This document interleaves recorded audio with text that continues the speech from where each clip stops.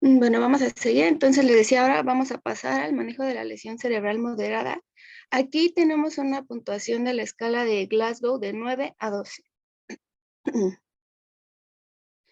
Y bueno, aquí como definición tenemos que el paciente puede estar confuso o somnoliento, pero aún es capaz de obedecer órdenes sencillas. Este traumatismo moderado aproximadamente se presenta en el 15% de pacientes que llegan al hospital. Pueden tener déficits neurológicos focales como hemiparesias. Aproximadamente de 10 al 20% de estos pacientes se deterioran y llegan a caer en coma.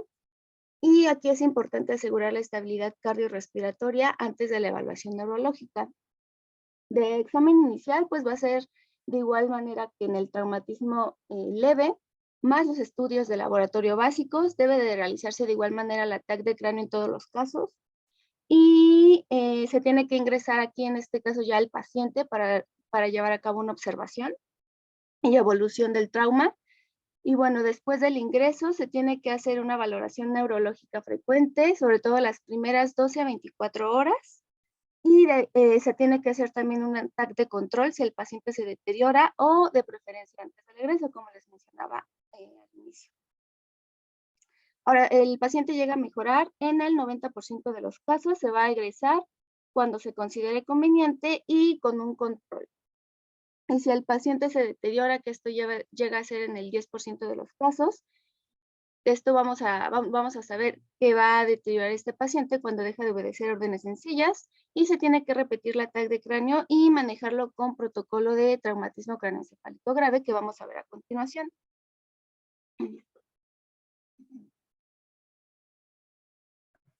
Bueno, pasando ahora a lo que es el manejo de la lesión cerebral severa, aquí va a ser con una puntuación de la escala de Glasgow de 3 a 8. Y bueno, aquí el paciente no va a ser capaz de... Aquí van a ser en aproximadamente cerca del 10% de los pacientes que se presentan al hospital van a tener el traumatismo severo, por lo cual aquí tiene que hacerse un diagnóstico y tratamiento rápido. Y bueno, como les mencionaba, la puntuación es de 3 a 8.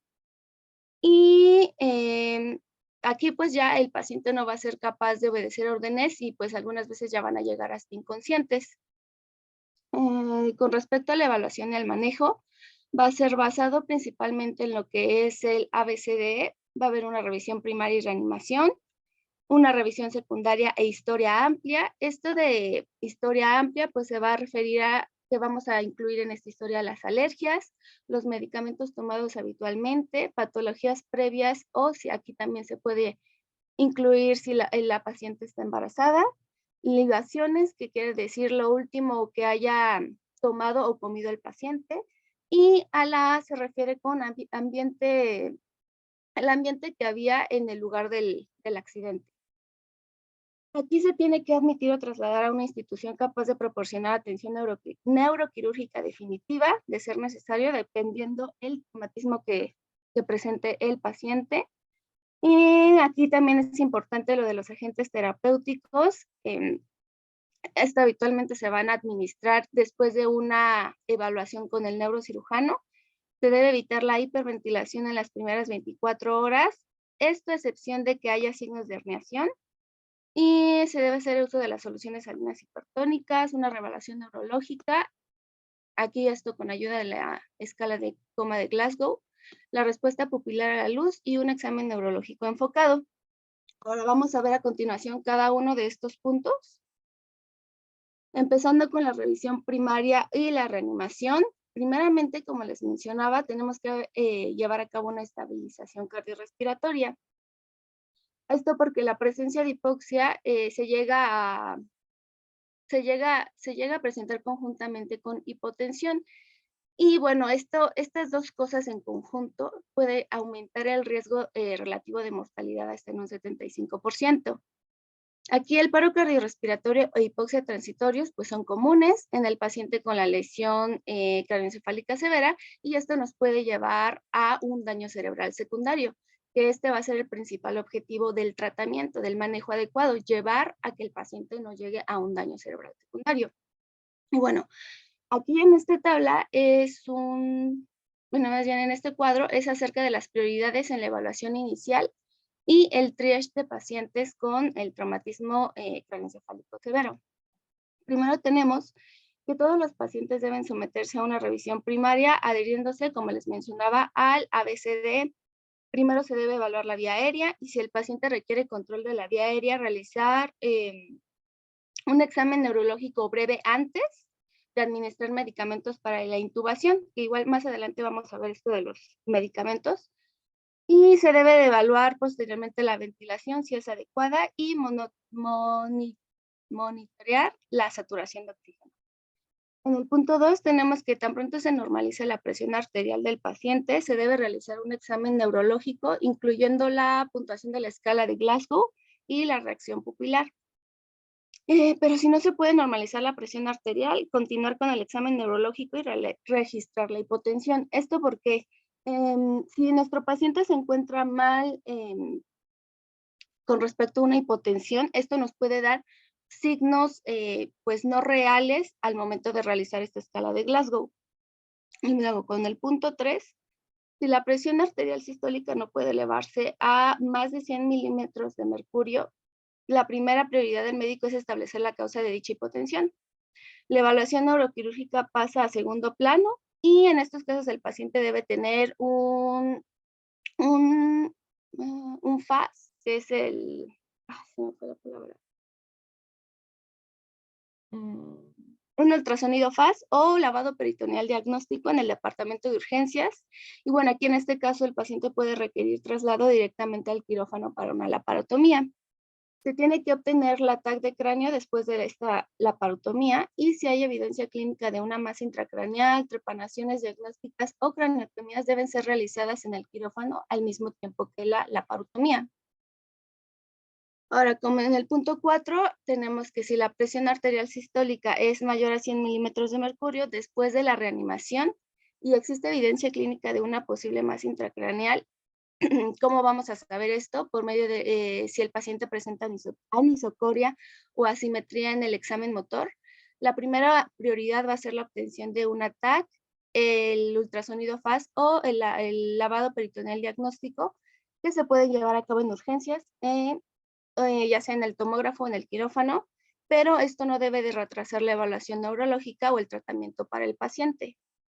Y por último, en estas prioridades, está que en casos equívocos, como cuando la presión arterial sistólica puede ser corregida temporalmente, pero tiende a caer lentamente, hacer todo lo posible por obtener la TAC de cráneo antes de llevar al paciente a quirófano, ya sea para la laparotomía o para una toracotomía, ya que pues estos casos demandan pues demasiada dificultad para llevarlos a cabo entre las dos situaciones al mismo tiempo. Y bueno, con respecto a esto de que probablemente si el paciente requiere alguna intubación endotraqueal y se le tenga que aplicar ya sea algún analgésico, algún anestésico, tenemos que considerar que no se deben utilizar agentes relajantes y sedantes de acción prolongada durante esta revisión primaria. Y bueno, les mencionaba, ya más adelante vamos a ver cuáles son los que se pueden utilizar. Ahora, pasando a la vía aérea y ventilación, pues aquí es importante que el paro cardiorrespiratorio e hipoxia, como les mencionaba, son comunes en el paciente con la lesión craneoencefálica severa. Entonces, si el paciente requiere una intubación, pues tiene que ser temprana y sobre todo esto se lleva a cabo en los pacientes en coma. Se debe de ventilar al paciente con un oxígeno al 100%, esto hasta obtener la medición de gases arteriales y hacer los ajustes apropiados de la fracción inspirada de oxígeno. Se debe de igual forma mantener la presión parcial de dióxido de carbono aproximadamente en 35 milímetros de mercurio, aunque igual encontré en un artículo que es de 30 a 35, y bueno, se debe de monitorear igual la oximetría de pulso, revisando que el paciente se encuentre en una saturación de oxígeno mayor al 98%, y con respecto a la hiperventilación, pues esto va a ser sobre todo en pacientes con deterioro neurológico agudo o con signos de herniación. Vamos a ver adelante. Ahora, con respecto a la circulación, bueno, ¿qué nos puede decir que algo no está bien en la circulación en nuestro paciente? Pues la hipotensión, como les mencionaba. Habitualmente la hipotensión no se debe al daño encefálico en sí, pero hay unos casos de excepción, como son los estadios terminales cuando ocurre disfunción del bulbo raquídeo o cuando existe una lesión concomitante con la médula espinal. Y bueno, en este caso, cuando tenemos un paciente hipovolémico, tenemos que restablecer la normovolemia tan pronto como sea posible. Y bueno, aquí ya sea que se lleva a cabo con productos sanguíneos o con líquidos isotónicos según lo requiera el paciente. Ahora, es importante mantener la presión arterial sistólica del paciente. En pacientes de 50 a 69 años, una presión arterial sistólica mayor o igual a 100 milímetros de mercurio. Y en pacientes de 15 a 49 años y mayores de 70, mayor o igual a 110 milímetros de mercurio. Ahora, con respecto a los demás parámetros, pues vamos a tener parámetros clínicos de laboratorio y de monitorización que se tienen que estar llevando constantemente con este paciente. Y en los parámetros clínicos vamos a tener, muy importante, como les mencioné, la presión arterial sistólica mayor o igual a 100 milímetros de mercurio, la temperatura que no pase, que se conserve en 36 a 38 grados centígrados. En los parámetros de laboratorio, pues tiene que mantener el paciente una glucemia de 80 a 180 miligramos por decilitro, una hemoglobina mayor o igual a 7 gramos por decilitro y un INR menor o igual a 1.4, un sodio de 135 a 145 miliequivalentes por decilitro, una presión parcial de oxígeno mayor o igual a 100 milímetros de mercurio, una presión parcial de dióxido de carbono de 35 a 45 milímetros de mercurio, un pH de 7.35 a 7.45. En los parámetros de monitorización, pues vamos a tener la presión intracraneal que debe de mantenerse en 5 a 15 milímetros de mercurio y la oximetría de pulso mayor o igual a 95%. ¿Llevan alguna duda hasta ahorita? ¿Alguna duda, doctor?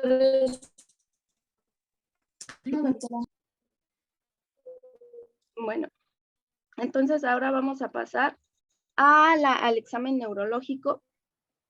Y en este examen neurológico se va a llevar a cabo por 3 puntos, que va a ser determinar la puntuación de escala de coma de Glasgow. Como se dan cuenta, esta escala de coma de Glasgow en el traumatismo craneoencefálico va súper de la mano con todas las evaluaciones, ya sea leve, moderado o severo. Se va a llevar también a cabo lo que es la respuesta pupilar a la luz y el déficit neurológico focal del paciente.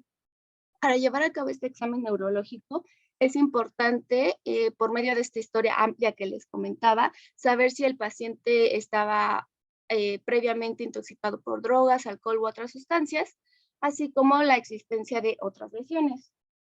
Y bueno, una de las pruebas que nos va a ayudar a evaluar en este examen neurológico, aparte de la escala de coma de Glasgow, va a ser el reflejo oculocefálico, o también conocido como la prueba de los ojos de muñeca. Esta prueba va a valorar los pares craneales 3 y 4 en el paciente comatoso. Es importante esto porque pues esta prueba no se puede, va a estar inhibida en pacientes que no estén en coma. Y bueno, ¿cómo va a ser la prueba? Con el dedo índice y el pulgar se va a abrir los ojos, un dedo en cada ojo, y entonces se va a mover levemente la cabeza del paciente, por decir, al lado derecho, y los ojos tienen que ir hacia el lado contrario, hacia el lado izquierdo. Y cuando movemos la cabeza hacia el lado izquierdo, los ojos tienen que ir hacia el lado derecho. Ahora, un reflejo ausente va a ser cuando los ojos del paciente se mueven en la misma dirección que se mueve la cabeza o cuando se mantienen fijos en la línea media, como vemos aquí.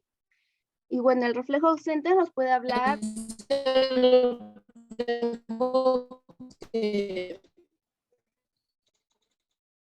Creo que se cortó, doctora, lo que estaba diciendo.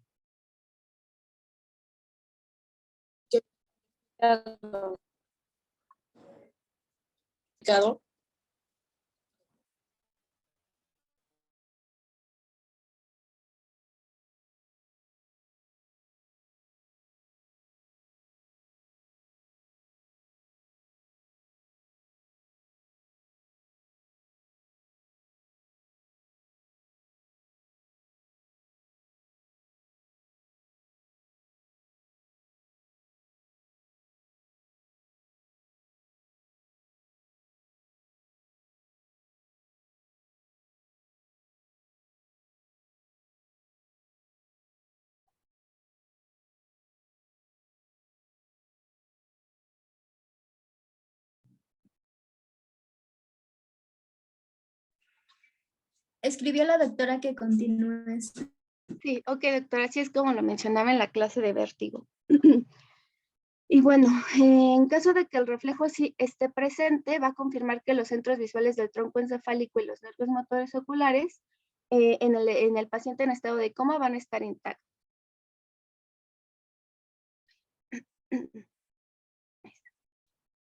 Uno de los reflejos que también se va a llevar a cabo durante este examen neurológico va a ser el reflejo oculovestibular. Y bueno, este nos va a ayudar a diagnosticar daños al octavo par craneal. Y bueno, realmente encontré como unas cuantas pruebas para evaluar este reflejo oculovestibular, pero el ATLS nos habla sobre uno en específico, que es la prueba calórica. Y bueno, la prueba calórica se puede llevar a cabo tanto con agua caliente como con agua fría. El ATLS nos menciona que se lleva a cabo la prueba con agua fría. Y bueno, ¿en qué consiste? Esta prueba consiste en irrigar el conducto auditivo externo con agua si es con la prueba con agua fría, va a ser con 7 grados menores a la temperatura normal del cuerpo, que en este caso va a ser con agua a 30 grados centígrados. Y al momento de que el conducto auditivo externo se irrigue con esta agua, los ojos deben moverse hacia el lado irrigado y hacer un nistagmus al lado opuesto. Regresar lentamente al lado opuesto. Bueno, este reflejo debe de estar presente y, bueno, excluye la lesión del tronco cerebral cuando está presente, y cuando este reflejo no está presente, nos puede hablar de una lesión del tronco. ¿Qué quiere decir cuando no está presente? Los ojos se van a encontrar inmóviles y los movimientos no van a ser conjugados, es decir, puede uno que se voltee y el otro no, quedarse fijo. Y bueno, pues eso nos puede hablar de una lesión del tronco. ¿Este reflejo sí lo entendieron?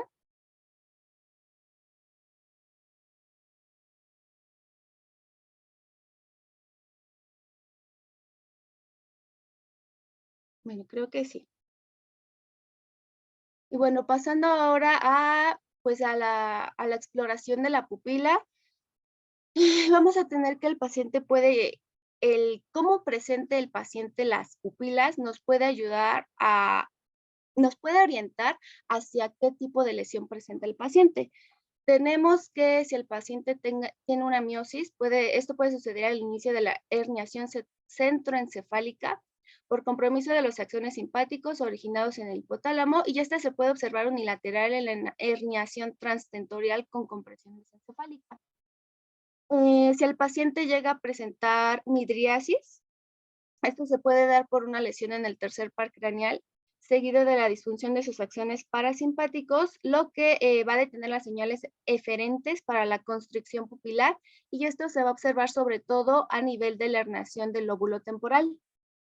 Y bueno, la anisocoria también tenemos, esta generalmente se va a encontrar en situaciones por traumatismo orbitario, daño directo en el nervio óptico e hipertensión intracraneal, que para el caso de hipertensión intracraneal lo encontré como un signo muy, muy importante. Ahora vamos a ver acerca de los anestésicos, analgésicos o sedantes que requiera el paciente pues de forma muy urgente, y esto a la asociación que tienen con el examen neurológico, como comentaba al inicio. Es importante pues evitar la sedación a menos que el estado de agitación del paciente represente un riesgo. Y bueno, en caso de que sea muy forzoso utilizar algún analgésico, algún sedante anestésico, es importante utilizar agentes de acción corta. Y bueno, en pacientes con sospecha o confirmación de lesión craneoencefálica, pues deben de ser utilizados con mucha cautela. Debe de ser administrados en dosis bajas de narcóticos, en este caso de narcóticos intravenosos para la analgesia, y tiene que ser, en caso de ser necesario, pues que puedan ser revertidos con naloxona. Y con respecto a las benzodiazepinas, pues tienen que ser, si se necesita utilizar, que ahorita vamos a ver en qué casos, pues tienen que ser de acción corta, como el midazolam, que puede usarse para la sedación y ser revertido con flumacenil, igual en caso de ser necesario. Y ahora vamos a pasar a los procedimientos diagnósticos. Aquí pues como ya venimos mencionando desde el inicio, pues se va a hacer por medio de un TAC de cráneo. Y bueno, aquí va a ser tan pronto como sea posible después de la normalización hemodinámica. Y esta TAC de cráneo tiene que ser rutinaria dentro de las primeras 24 horas en pacientes con contusiones intraparenquimatosas, ya sea subfrontales o temporales, en pacientes anticoagulados, en pacientes mayores a 65 años y en pacientes con una hemorragia intracraneal con un volumen mayor a 10 mililitros. Ahora, en este TAC de cráneo, pues los hallazgos significativos, pues va a ser el edema del cuero cabelludo y hematomas subclaviales en la zona de impacto. Y con respecto a los hallazgos cruciales, van a ser la sangre intracraneal, contusiones, desvisión de estructuras de la línea media, a lo cual se le va a llamar efecto de masa, y la obliteración de las cisternas basales. Y bueno, aquí tenemos un esquema donde está la TAC, aquí tenemos el hematoma subdural, el hematoma, el epidural, el subdural, las contusiones con hemorragias, bueno, aquí intracerebral y acá intraparenquimatosa. Y bueno, aquí es importante que una desviación mayor de 5 milímetros, mayor o igual de 5 milímetros, muchas veces puede indicar la necesidad de cirugía para evacuar el coágulo sanguíneo o la contusión que causa la desviación.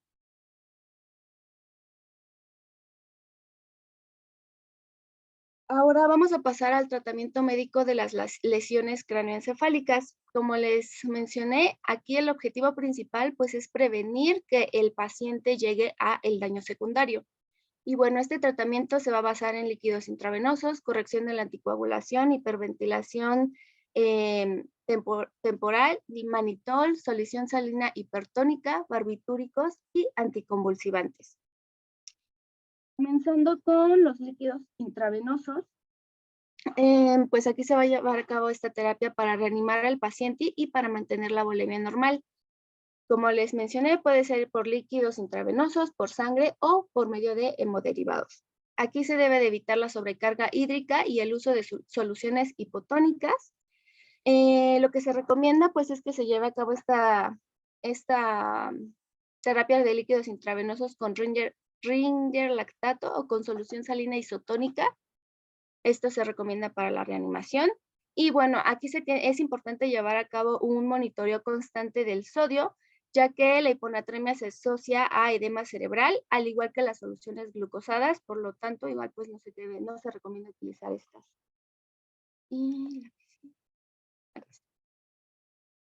Ahora, con respecto a la corrección de la anticoagulación, pues aquí tenemos un cuadrito que nos marcaba el ATLS con respecto al anticoagulante, al tratamiento que se requiere y algunos comentarios. Con respecto a los antiagregantes plaquetarios, como por ejemplo la aspirina o Plavix, el tratamiento que se va a llevar a cabo en este paciente va a ser con plaquetas. En el caso de que el anticoagulante que tenía este paciente fuera warfarina, el tratamiento va a ser con vitamina K, con concentrado de complejo protrombínico o con factor 7A. En el caso de la heparina, con sulfato de protamina. En la heparina de bajo peso molecular, como por ejemplo la enoxaparina, con el tratamiento igual con el sulfato de protamina. En los inhibidores directos de la trombina, como el dabigatran etoxilato, el tratamiento va a ser con idarucizumab y con el rivaroxaban, pues aquí no va a haber un tratamiento aplicable, pero se puede beneficiar del concentrado de complejo protrombínico.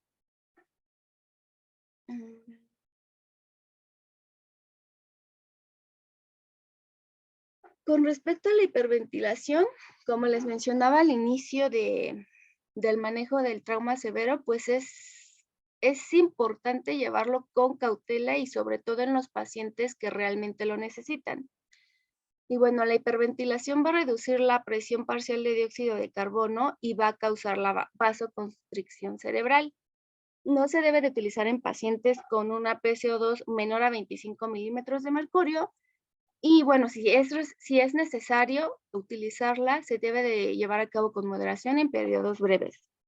Es importante recordar que se prefiere la normocapnia, y se debe de mantener al paciente con una PCO2 de 30 a 35 milímetros de mercurio.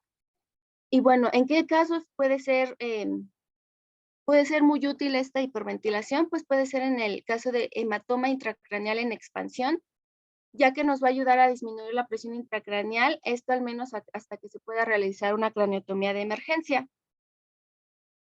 Y ahora la hiperventilación agresiva y prolongada lo que puede causar es isquemia cerebral, ya que se ocasiona una vasoconstricción cerebral severa y por lo tanto se va a reducir la perfusión cerebral.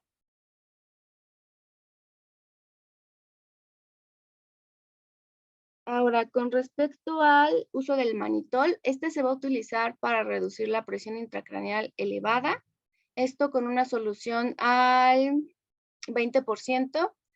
Bueno, van a ser 20 gramos de manitol por 100 mililitros de solución. Con respecto a la presión intracraneal elevada, pues aquí sería arriba de 35 milímetros de... No, me equivoqué, sí, ya lo dije. El paciente normovolémico con dilatación pupilar va a presentar hemiparesia o pierde la conciencia. En este caso, que les acabo de decir, el paciente normovolémico con dilatación pupilar o con hemiparesia o pierde la conciencia, digamos que es como el paciente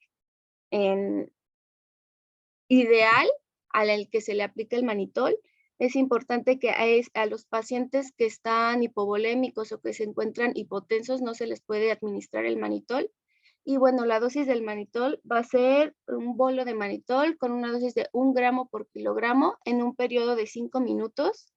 Y como dosis de control se va a dar 0.25 a 1 gramo por kilogramo. Ahora, con respecto a la solución salina hipertónica, aquí va a ser en concentraciones de 3 a 23.4% y se va a utilizar también para reducir la presión intracraneal elevada. Nada más que aquí sí se puede utilizar en pacientes hipotensos, ya que no tiene efecto diurético como el manitol lo va a tener en los pacientes hipotensos, por lo cual por eso no se utiliza en ellos. ¿Tienen alguna duda hasta aquí?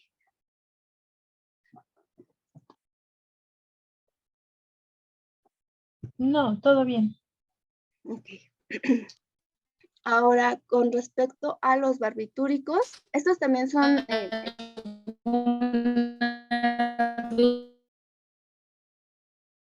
¿Qué pasó, doctora? Es que no la entendí.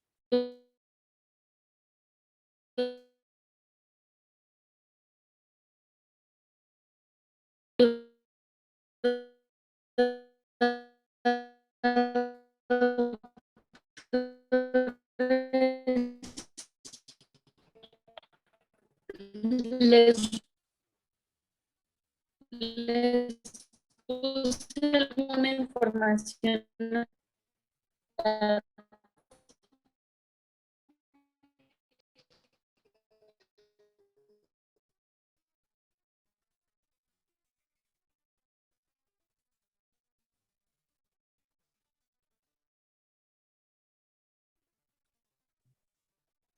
Ah, sí, doctora, si quiere agrego también lo de cómo reacciona el nistagmus al agua caliente. Les puse una información. Ok. Sí, doctora, entonces agrego lo de la reacción del nistagmus ante el agua caliente. Ok. Y bueno, pasando con los barbitúricos, estos también van a ser efectivos en la reducción de la presión intracraneal refractaria a otras medidas, es decir, que ya se les aplicó ya sea la solución del manitol o la solución salina, pero no reaccionó el paciente, entonces se puede llevar a cabo la terapia con barbitúricos. Pero, y de igual forma, esto no se debe de utilizar en caso de hipotensión o de hipovolemia. Y además los barbitúricos no van a estar indicados en fase aguda de reanimación. Ahora, con respecto a los anticonvulsivantes, ¿por qué se lleva a cabo la terapia con anticonvulsivantes? Esto porque la epilepsia postraumática ocurre en el 5% de los pacientes hospitalizados con trauma craneoencefálico cerrado y en el 15% de pacientes con lesiones severas. ¿Cuáles van a ser los factores ligados a que nosotros estemos, nuestro paciente esté predispuesto a tener que utilizar los anticonvulsivantes cuando el paciente presente convulsiones antes de llegar al hospital, digamos de inmediato después del trauma, cuando hay un hematoma intracraneal y cuando hay una fractura deprimida de cráneo. ¿Qué fármacos son los que se van a utilizar en la fase aguda? Van a ser la fenitoína y la fosfenitoína. Las dosis va a ser 1 gramo de fenitoína intravenosa. Es importante recordar que no debe ser más de 50 miligramos por minuto. Y la dosis de mantenimiento va a ser de 100 miligramos cada 8 horas. Y bueno, ya si este fármaco no llega a ser suficiente, se puede llevar en conjunto con el lorazepam y con el diazepam. Y bueno, es importante también recordar que las convulsiones de 30 a 60 minutos van a generar un daño secundario en el paciente.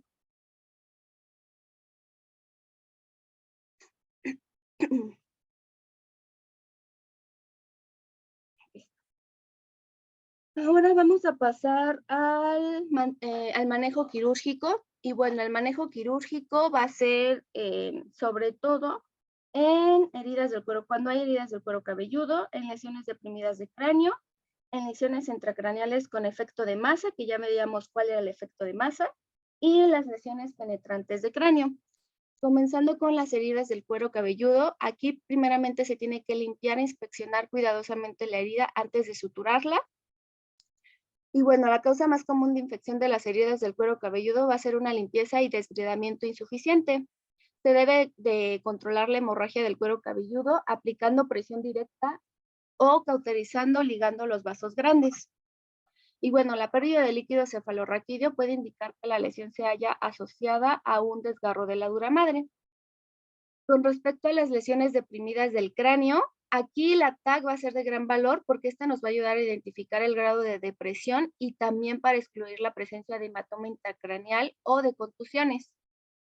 Tiene que haber una elevación quirúrgica cuando el hundimiento es mayor al espesor del cráneo adyacente o cuando están abiertas y evidentemente contaminadas. Y bueno, las depresiones menos severas pueden manejarse con la sutura de la herida del cuero cabelludo. Ahora, pasando a las lesiones intracraneales con efecto de masa, esto tiene que ser sobre todo ante hematomas intracraneales y en este caso sobre todo encontré que debe ser muy estrictamente por neurocirujanos.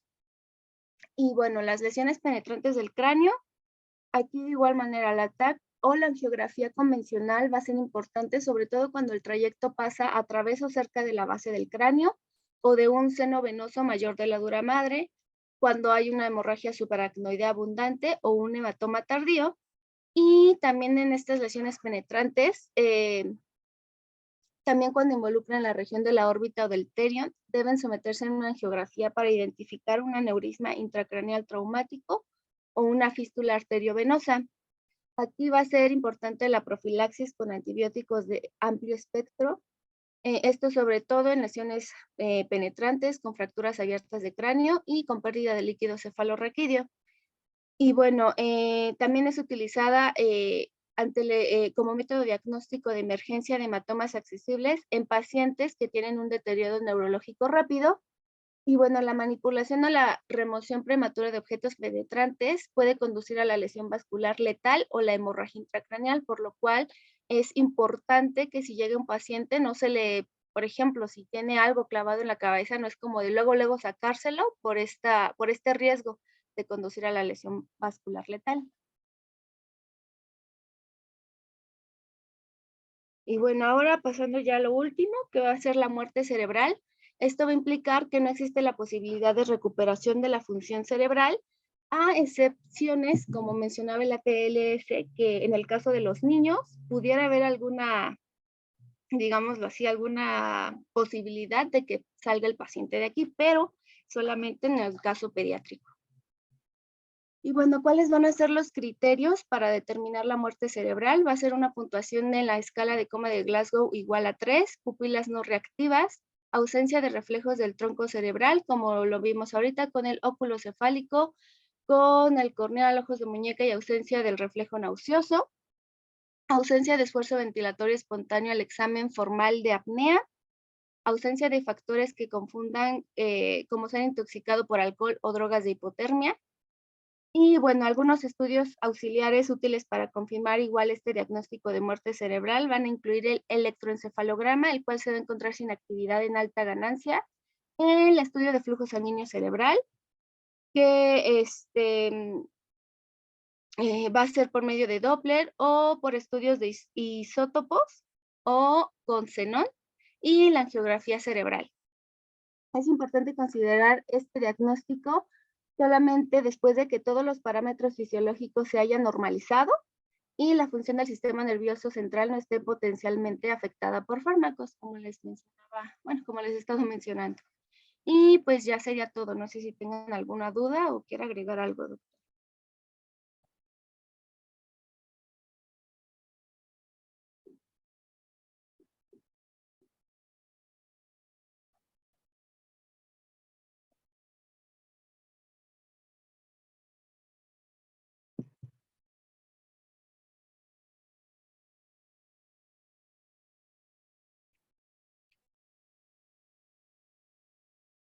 No se preocupe, doctora.